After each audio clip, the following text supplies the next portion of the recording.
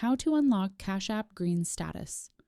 In this tutorial, I will show you step-by-step how to unlock Cash App Green status. First, open or launch the Cash App mobile application, just like you can see here. This is the homepage of the app, where you can send, request, and manage your money. From here, tap on the Money tab, which is the $ icon found at the bottom of the screen. This will take you into the Money section of your Cash App account. On this page, you are in the Cash App Money section, where you will spot a tile labeled Cash App Green with an option to earn status. Go ahead and tap on that tile. This takes you to a page that explains how turning your everyday spending into status works with Cash App Green. Here you will see that Cash App Green unlocks once you either spend $500 a month using your Cash App card or deposit $300 a month into your account through qualifying deposits. Scroll down a little further and you will find a benefits comparison between a regular card and green status, showing things like custom weekly cashback offers, waived in-network ATM fees, and priority customer support. If you do not already have a Cash App card, tap on Get Your Free Card to order one, since spending on the card is one of the easiest ways to hit the requirement. Once you meet the monthly spending or deposit goal, Cash App automatically upgrades your account to green status. Thanks.